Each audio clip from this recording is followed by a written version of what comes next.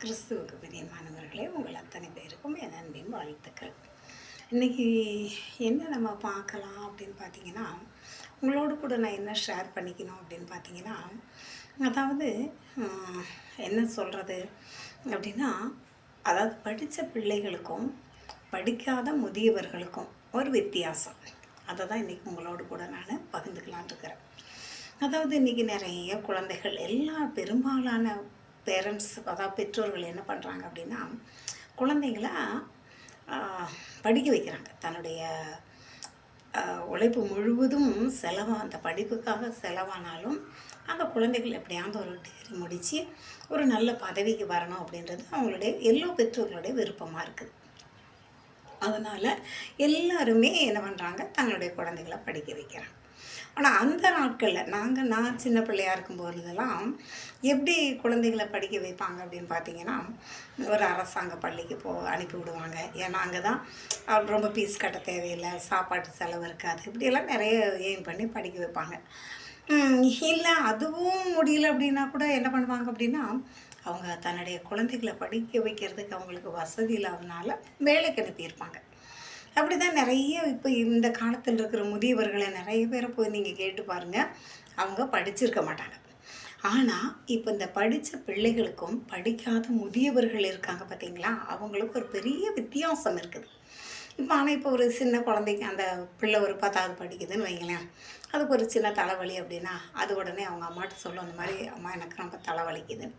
உடனே அவங்க அம்மா அதை கேட்டுக்கிட்டு இருந்த அவங்க பாட்டி என்ன சொல்லுவாங்க அப்படின்னா, டே இருடா நான் ஒரு சுக்கு காப்பி போட்டு தரேன், அதை குடி தலைவலி சரியாகும்னு சொல்லுவாங்க. ஆனால் இந்த பிள்ளை என்ன சொல்லும் தெரியுமா, நீ கொஞ்சம் தயவு செய்து அமைதியாக வாய் மூடிட்டு இரு, அம்மா நீ போய் மெடிக்கலில் போய் ஒரு மாத்திரை வாங்கிட்டு வா, ஒரு சுடுதண்ணி போடு, நான் அந்த மாத்திரையை சாப்பிட்டு அந்த சுடுதண்ணி குடித்தா தலைவலி சரியாக போகும்னு சொல்லும். ஏன்னா இது படிச்சுட்ருக்கறனால இவங்க படிக்கலை. ஆனால் இவங்க அந்த தலைவலியை அனுபவித்து அதுக்கு இவங்க என்ன சொல்யூஷன் செய்தாங்களோ அதை தான் அந்த பிள்ளைகளுக்கு சொல்லியிருப்பாங்க. ஆனால் அதுக்கு கேட்குறதுக்கு அவங்களுக்கு ஒரு மனது ரொம்பலாம் இருக்காது. அவங்க அதை ஒரு ஃபுல் ஸ்டாப் எடுத்து அவங்க வாயை திறக்கும் போதே அவங்க ஒரு ஃபுல் ஸ்டாப் வச்சு அதை ஆஃப் பண்ணிடுவாங்க. ஆனால் இங்கே நீங்கள் ஒரு இடத்துல பார்த்தீங்கன்னா, உலகத்தில் பழமொழி சொல்லுவாங்க, ஏட்டு சுரக்காய் கறிக்கு உதவாதுன்னு சொல்லி. அவங்க நல்லா படிச்சிருக்கலாம், அவங்களுடைய படிப்பு எங்கெல்லாம் உபயோகப்படும் அப்படின்னு பார்த்தீங்கன்னா, ஒரு தாலுகா ஆஃபீஸ், ஒரு பேங்க்கு, ஒரு கம்ப்யூட்டர், ஒரு லேப்டாப்பு, இதுக்கெல்லாம் என்ன தேவை கண்டிப்பாக அப்படின்னா படிப்பு நிச்சயமாக தேவை. ஆனால் அனுபவம் அப்படிங்கிறது அது வேறு. இப்போ இவங்க ஒரு திருமணம் முடித்த ஒரு வாலிபனோ வாலிப பிள்ளையோ கிட்ட போய், திருமணம் ஆகாத ஒரு வாலிப பிள்ளைகிட்ட போய் திருமணத்தை பற்றி கேட்டால் தான் தெரியுமா? தெரியாது. ஏன்னா அவங்க அந்த அனுபவத்துக்குள்ளே இன்னும் வரலை. ஒரு குழந்தையை பெற்றுக்கொள்ளாத ஒரு கணவன் மனைவியை பார்த்து அந்த குழந்தையோட பிரசவத்தை அந்த காரியங்களை பற்றி நீங்கள் டீட்டெயில் எதுவும் கேட்டால் அவங்க சொல்லுவாங்களா? சொல்ல தெரியாது. ஏன்னா அவங்க அந்த அனுபவத்துக்குள்ளே வரலை. அப்போது இந்த முதியவர்கள் அப்படிங்கிறது கல்வி அறிவு குன்றினவர்களாக இருந்தாலும் கூட இவங்க ஒவ்வொரு காலகட்டத்தையும் அனுபவித்து தன்னுடைய வாழ்க்கையிலே அந்த காரியங்களை அனுபவித்து வெளியே வந்திருக்கிறாங்க. அதனால் இப்போ இவங்கக்கிட்ட கேட்கும்போது எல்லா காரியத்துக்கும் ஒரு சொல்யூஷன் அவங்க கரெக்டாக சொல்லுவாங்க. ஏன்னா அந்த காலகட்டத்தை அவங்க கடந்து வர்றதுனால. அப்போது அதனால தான் ஒரு புத்தகத்தில் கூட நான் படித்தேன், என்னென்னா அறிஞனை கேட்காதே அனுபவசாலியை கேளுன்னு சொல்லி. அவங்க ஒரு அனுபவத்துக்குள்ளே கடந்து வந்திருக்கிறாங்க. அது எல்லா முதியவர்களும் அவங்க படிச்சிருந்தாலும் படிக்கலைனாலும் அந்த அனுபவம், அந்த வாழ்க்கையோட பயணம் இருக்குது பார்த்திங்களா, அதை பயணித்து வந்திருக்கிறாங்க. அதனால அவங்கக்கிட்ட எல்லா காரியத்துக்கும் ஒரு சொல்யூஷன் நிச்சயமாக இருக்குது. அவங்க அதைத்தான் நம்மளுக்கு சொல்லுவாங்க. ஆனால் இந்த காலத்தில் இருக்கிற அந்த குழந்தைகளோ இல்லை இப்போ இருக்கிற அந்த வாலிப பிள்ளைகளோ வாலிப ஆண்களோ அந்த பசங்களோ அதை கேட்கறதுக்கு தயாராக இல்லை. ஆனால் அதை நீங்கள் உங்கள் வாழ்க்கையில் நீங்கள் ஒரு நாள் அதை கேட்டு தன்னுடைய தாய் என்ன சொல்கிறாங்க, தன்னுடைய தகப்பன் என்ன சொல்கிறாங்க, தன்னுடைய தாத்தா பாட்டி என்ன சொல்கிறாங்க அப்படிங்கிறத நீங்கள் கேட்டு ஒரு நாள் உங்கள் வாழ்க்கையில் அதை நீங்கள் செய்து பார்த்தீங்கன்னா அதனோட காரியமே வேறு லெவலாக இருக்கும். ஏன்னா எப்போவுமே ஒரு காரியம் ஒரு மாம்பழம் இருக்குதுன்னு வச்சுக்கோங்களேன், அது சும்மா நல்லா இருக்குது, இது சூப்பரு, இது நல்லா ருசியாக இருக்குதுன்னு வாயில் சொன்னால் அதை நம்ம அதனோட ருசியை நம்ம தெரிஞ்சுக்க முடியாது. அது நீங்கள் ஒரு பீஸ் சாப்பிட்டு பார்த்தீங்கன்னா, இப்போ அவங்களோடு கூட சேர்ந்து நீங்களும் அதை ஷேர் பண்ணுவீங்க. ஆமாம், நீங்கள் சொன்னது உண்மை, இது உண்மையாலுமே சூப்பராக இனிப்பாக இருக்குதுன்னு சொல்லுவாங்க. ஏன்னா அதனோட நீங்கள் அந்த ஒரு பீஸை நீங்கள் ருசித்து பார்த்தனால தான்.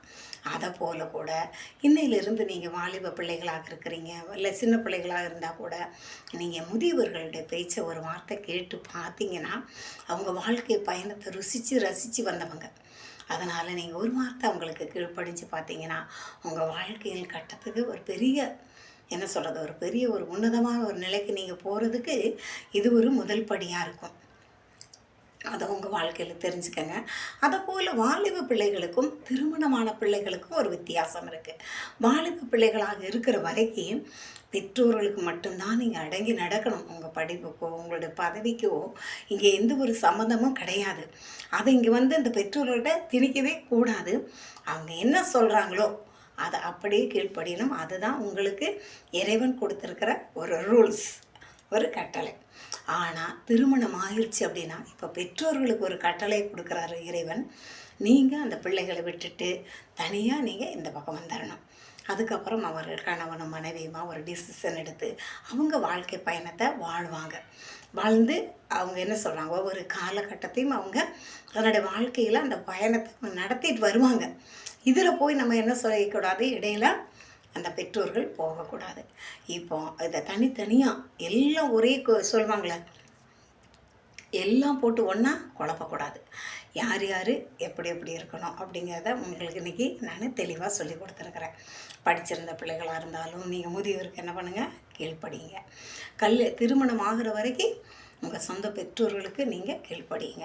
திருமணம் ஆகிருச்சுன்னா பெற்றோர்களுக்கு ஒரு இறைவன் ஒரு ரூல்ஸ் தராரு. நீங்கள் அந்த கணவன் மனைவியை விட்டுட்டு உங்கள் மருமகளை விட்டுட்டு மருமகள் மகள் மருமகன் அவங்கள விட்டுட்டு நீங்கள் கொஞ்சம் தூரமாக விலகிடுங்க. ஏதோ ஒரு ஆலோசனை கொடுக்கணும் அப்படின்னா அப்போது நீங்கள் போய் உங்கள் இஷ்டத்துக்கு எந்த ஒரு ஆலோசனையும் கொடுக்கறதுக்கு இறைவன் உங்களுக்கு ஒரு ரூல்ஸ் அனுமதிக்கலை, உங்களுக்கு ஒரு அந்த வாய்ப்பை இறைவன் தரலை. அதனால் நீங்கள் தள்ளி நில்லுங்க. ஒருவேளை பாசம் அதிகமாக இருக்குது, என்னுடைய மகன், என்னுடைய மகள், என்னுடைய மருமகள், என்னுடைய மருமகன் அப்படின்னு ஒரு அன்பு இருந்ததுன்னா நீங்கள் என்ன சொல்லணும்னு நினைக்கிறீங்களோ அந்த காரியத்தை இறைவனிடம் சொல்லுங்கள். இதை அவங்க சூஸ் பண்ணட்டும் ஏசப்பா, நீங்கள் கொஞ்சம் உதவி செய்யுங்க, அவங்க இருதயத்தை இந்த பக்கமாக திசை திருப்புங்க அப்படின்னு சொல்லுங்கள். நிச்சயமாக இறைவன் அதுக்கு உங்களுக்கு உதவி செய்வார். இப்போ நீங்கள் இப்படி இந்த சொல்லி இப்போ நான் பேசுகிற இந்த காரியங்களை நீங்கள் கேட்டு இதன்படி செய்வீங்கன்னா எந்த குடும்பத்துலேயும் ஒரு பிரச்சனைக்கு வாய்ப்பு இருக்காது. எல்லா குடும்பத்துலேயும் சந்தோஷமும் சமாதானம் மட்டும்தான் இருக்கும். அதனால் இன்றைக்கி என்ன தெரிஞ்சிருக்கிறீங்க, அதன்படி செய்வீங்கன்னு நான் நம்புகிறேன். நானும் ஒரு 2-3 தடவை பேசி பார்த்தேன். இன்றைக்கி என்னுடைய மொபைல் சரியாகவே ஒர்க் ஆகலை. ஆனால் கடைசியில் எப்படியோ உங்கள் கூட இதை பேசுகிறதுக்கு இறைவன் உதவி செய்திருக்கிறாரு. இதை பாருங்கள், இதை பார்த்துட்டு அப்படியே விட்டுறாதீங்க, சப்ஸ்கிரைப் பண்ணுங்கள், இதை நிறைய பேருக்கு ஷேர் பண்ணுங்கள். நிறைய பேர் வாழ்க்கையில் ஒரு வாழ்க்கைங்கிறது ஒரு பயணம். அதில் நம்ம வாழ்ந்து தான் பார்க்க முடியுமோ ஒழிய இன்னொருத்தர் சொல்லி கொடுத்து அதை நம்ம செய்கிறதுக்கு முடியாது. அதை நீங்கள் வாழ்ந்து பார்க்கணும். அந்த வாழ்ந்து பார்க்குறதுக்கு எப்படி நம்ம போகிறது, ஒரு வழி ஒரு இடத்துக்கு போகணுன்னா எப்படி போகணும்னு தெரியல அப்படின்னா அதுக்கு ஒரு வழி சொல்லி கொடுத்தாங்கன்னா நம்ம ஈஸியாக அந்த இடத்துக்கு போயிடலாம். அதை போல தான் உங்கள் வாழ்க்கையில் நீங்கள் வாழ்வதற்கு என்ன வழி, உங்கள் குடும்பத்தில் சமாதானமும் சந்தோஷமும் இருப்பதற்கு என்ன வழி அப்படிங்கிறத சொல்லி கொடுத்துருக்குறேன். இதன்படி செய்வீங்கன்னு விசுவாசிக்கிறேன். உங்கள் இதை கேட்டுட்டு இருந்த அத்தனை பேருக்கும் என் மனமார்ந்த நன்றியும் வாழ்த்துக்களும் தெரிவிச்சுக்கிறேன். நீங்கள் இதை பார்த்துட்டு ஷேர் பண்ணுங்கள், சப்ஸ்கிரைப் பண்ணுங்கள். மீண்டும் கூட சீக்கிரத்தில் அடுத்த வீடியோவில் சந்திப்போம். அதுவரை உங்களிடமிருந்து விடைபெறுவது அன்னசெல்வம். பாய்.